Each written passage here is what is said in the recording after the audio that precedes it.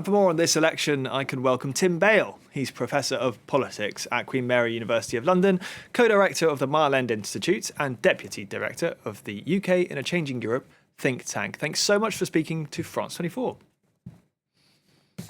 So let's start off with Labour's huge lead in the polls. Is it more reflective of what the country thinks of Labour, or more what they think of the Conservatives? Good question. I think it probably is to do with their, I wouldn't say hatred necessarily, but certainly they are getting tired of the Conservatives. They've been in power for 14 years now. The country doesn't seem to be working in all sorts of fundamental ways. The economy has been flatlining for some time. Brexit hasn't delivered the benefits that were suggested. And the National Health Service, which is crucial to most people, is in crisis. And I think if you put those things together with the fact, obviously, that people have become very disenchanted, not only with Rishi Sunak, but also, of course, Boris Johnson and Liz Truss, then it's a recipe for disaster. Starmer, by all accounts, the next Prime Minister, has come under some criticism for coasting and being overly cautious this election campaign. Do you agree? Do you think this will change once he's elected? Well, I mean, you have to say that given that Labour were 20 points ahead in the opinion polls at the start of the campaign, and they are still nearly 20 points ahead by the end of the campaign, he probably has played it quite well. I would expect Keir Starmer and the Labour Party to be a little bit more radical than they have suggested in their manifesto. As you say, it was a ultra cautious document. But to be honest, in order to fix some of the UK's problems, they are going to have to take rather more radical action than they're promising. I think particularly, obviously, when it comes to raising a little bit more revenue in order to fund public services, which, as I say, are really in some cases on their knees. And we've seen over the last week or so, Reform, that's the party of Nigel Farage, their polling appears to have surged, while the Tories and even Labour's have taken a bit of a dip. So what's going on there? Well, Nigel Farage is a consummate communicator. He has an awful lot of charisma, which can't be said necessarily for Rishi Sunak or Keir Starmer. Reform, I think, does appeal to voters who feel that they've been let down by the Conservatives, particularly on what you might call cultural issues, and in particular immigration. It's clear that the Conservatives have totally failed to deliver on the promise to control our borders, as these people see it. And Nigel Farage is, zoning into those voters and picking up many of them.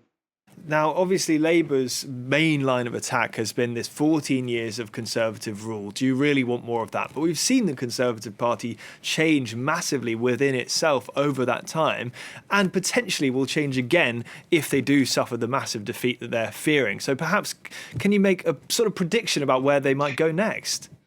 Well, they certainly are going to need to change if they get as badly defeated as people are suggesting. The question is in which direction. There are some in the Conservative Party, maybe even a silent majority, which would prefer the party to go back to a more centrist position, emphasise pragmatic governance.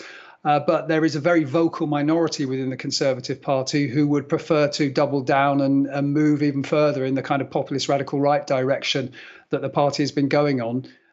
Not least, I think, to head off the possibility of a threat from Reform. So there probably will be quite a battle within the Conservative Party for its direction.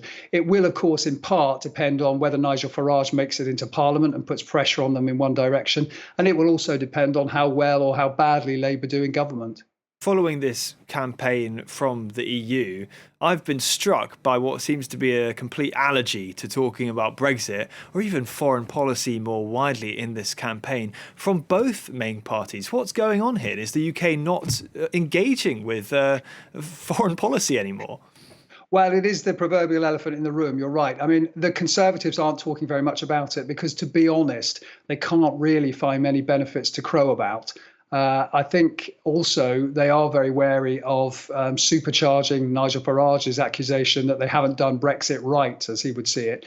As for Labour, it all stems, I think, from this caution that you talked about earlier, which is it has managed to grab back some votes from people who voted Leave in 2016 and then gave the Conservatives a big majority in 2019. And it doesn't want to talk about getting any closer to the European Union for fear of allowing those people to drift back to the Conservatives or perhaps to Reform. Now, whether that will actually influence Labour once it gets into power is another big question. I'm not talking about joining the single market or the customs union, certainly in the first term of a Labour government, but they are going to hope to get a little bit closer to the European Union and reduce some of the friction in trade that we've seen.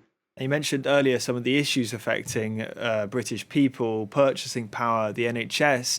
Here in France, the narrative tends to be that Brexit is what's completely broken the UK. But have there been other forces at work here? Yes, I mean, I think you have to go back to 2010 to 2015 when the Conservative-led government unleashed austerity on the country. And to be honest, the implications of that have been rippling through the British economy for quite some time.